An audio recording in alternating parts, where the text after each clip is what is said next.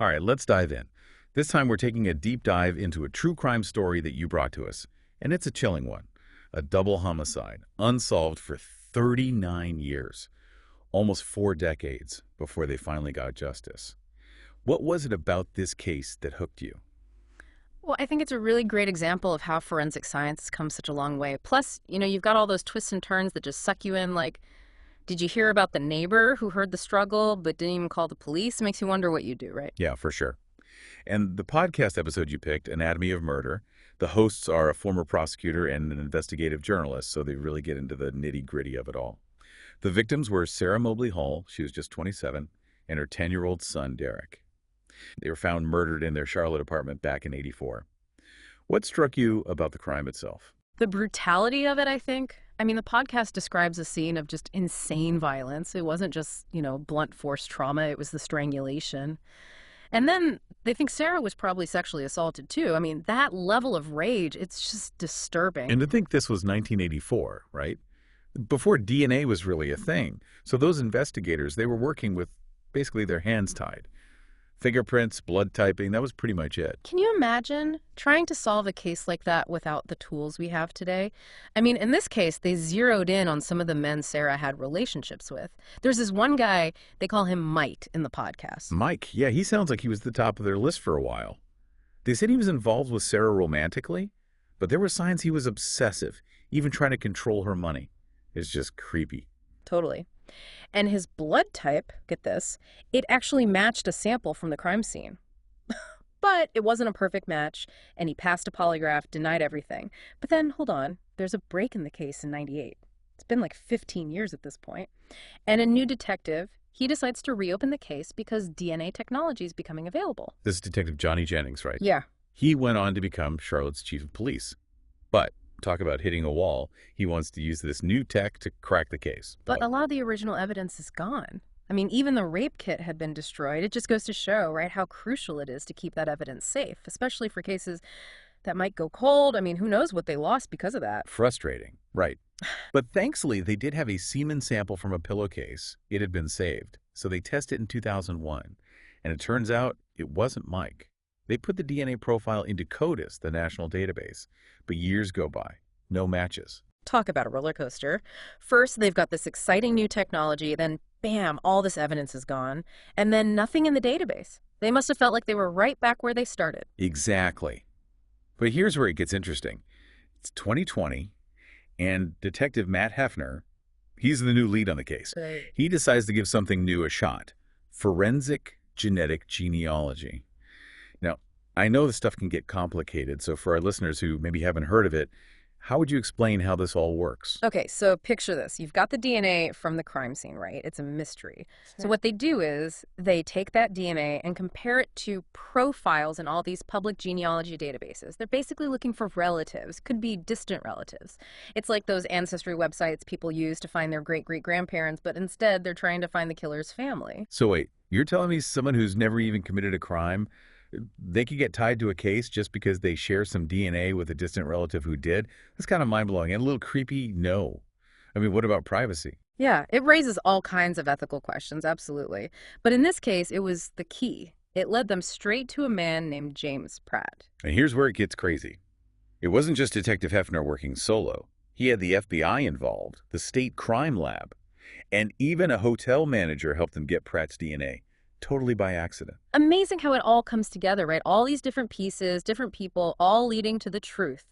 But it all boils down to that DNA evidence. That's what finally cracks it open. Because when they confront Pratt with the DNA evidence, he confesses. After 39 years of silence, he admits to everything. Makes you wonder, right? What goes through someone's mind after all those years? What makes them finally confess to something so horrific? Is it guilt? Do they want some kind of redemption after all that time? I can't even imagine. After 39 years of not knowing, and then suddenly you get answers. But it's those answers that tell you just how brutal it was. And maybe it was someone they knew. Yeah, just awful. And the impact of something like this, it's long lasting. You think about those years of not knowing, all those questions, and that fear that just hangs over you, even after the crime itself. I mean, I guess for the families, maybe this does bring some closure. Right. But it doesn't erase all those years, right? Exactly. And they talk about this in the podcast about Sarah's sister. She was just 13 when the murders happened. She always felt like she should have done more to protect them, her sister and nephew. Can you imagine carrying that around all those years? It's just heartbreaking. And it shows you, how trauma spreads out. It doesn't just affect the victims, it's everyone around them, their family, friends. And then you think about the community too, right? I mean, a crime like this, it just shatters that feeling of safety. You start to realize this could happen anywhere, even in your own neighborhood. Yeah, and you start to wonder, who can you trust? Totally. And remember, this was back in '84. I bet people were terrified, looking over their shoulder, wondering about their neighbors, thinking, is the killer still out there? That kind of fear, it must be so hard to shake. Oh, absolutely. It makes you question everything. It does. But let's switch gears for a second. I want to talk about the bigger picture here.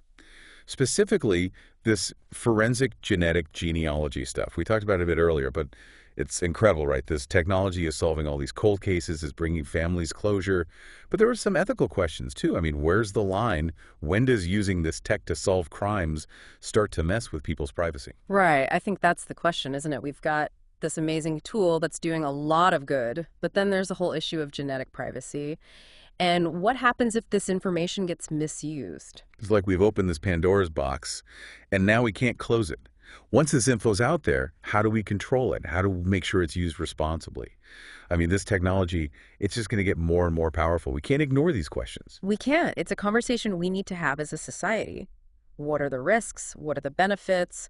What kind of rules and safeguards do we need? Because if we don't figure it out, it's going to be a mess. And it's not just about the people who choose to put their DNA in these databases, right? Or other family members. They never agreed to this. But suddenly, they could be dragged into an investigation. They haven't done anything wrong. Yeah, it's a slippery slope, and it's already happening. There have been cases where innocent people have been investigated, even arrested, because of these familial DNA matches. What about due process? Innocent until proven guilty. This whole case, it just shows how science, ethics, and the law, they're all tangled up together. And sometimes when we make progress, there are these consequences we don't see coming. It's a good reminder to be careful with new technology. Right. It's all about balance. We want to use these tools to make our lives better, make our communities safer, but we have to do it responsibly. Absolutely. Now, let's go back to Pratt for a minute. His confession, I keep thinking about what he said, that he was using a lot of cocaine back then. He said he would just lose his mind when he was high. And he actually used that to explain why he couldn't remember certain things about the murders. Yeah, that's classic though, isn't it? Shifting the blame, trying to downplay their responsibility. It's like, okay, but does being high mean you're not responsible for your actions? That's the question, right? Yeah. And honestly, I don't think there's an easy answer. But here's the thing I keep coming back to. Even if drugs were involved, even if that played a part, it was still Pratt who decided to use those drugs. It was Pratt who decided to do what he did. Exactly. You can't just blame it all on the drugs. You have to hold people accountable for their choices. And one more thing about the confession. Remember, he admitted to strangling Sarah and Derek. But he kind of danced around the sexual assault. Like he was trying to say it was consensual, but the evidence just doesn't back that up. That's another thing you see a lot, especially with sexual assault. They try to downplay it or just flat out deny it. Yeah. I think it's a way to protect their ego. Like they're trying to hold on to some control, even though they've done this horrible thing. Right. And that denial, it's just another way to hurt the victims' families. And it means he's not really facing what he did, not taking full responsibility. Yeah, it doesn't sound like genuine remorse to me. If you're truly sorry, you own all of it, not just the parts you like. Exactly. And Pratt did say he was sorry. He did express regret during the confession. But after 39 years, I don't know. It's hard to take that at face value. I know what you mean. It's impossible to know what he was really thinking. Was he actually sorry?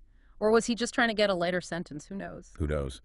This whole case, it makes you think about human nature, right? About what justice really means. And what happens when we start using these powerful new technologies. It's a lot to wrap your head around. So, as we're getting to the end of this deep dive, what are your final thoughts? It really does. It just gets you thinking, like what if this had all happened today? I mean, with all the DNA tech we have now, could they have caught him sooner? Would Sarah and Derek still be alive? It's chilling thought. He was only 22 when he did this.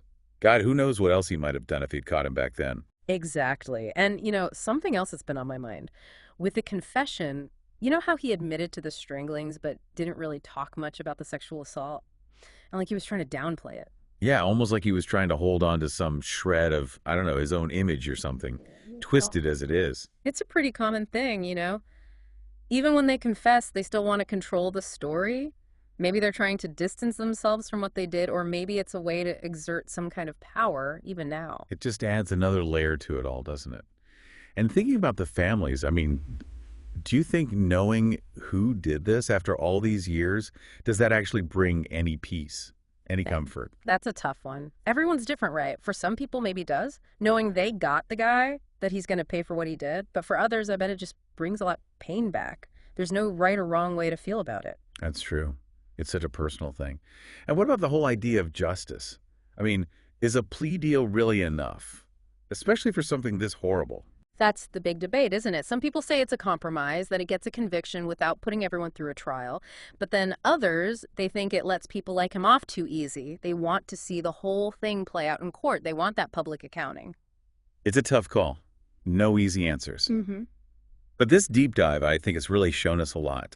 The dark side of human nature, how the past can come back to haunt us, and all this incredible science that's changing how we solve crimes. Absolutely. It's been a journey, that's for sure. Full of twists and turns and big questions we may never have answers to. But one thing's for sure, there are people out there who never give up on finding justice, even if it takes decades. That's pretty inspiring, you know? It is. So, to our listener, thanks for joining us on this deep dive. It's been a heavy one, but we hope you found it worthwhile. And remember, there are so many stories out there waiting to be uncovered. Keep exploring, keep asking questions, and we'll catch you on the next dive.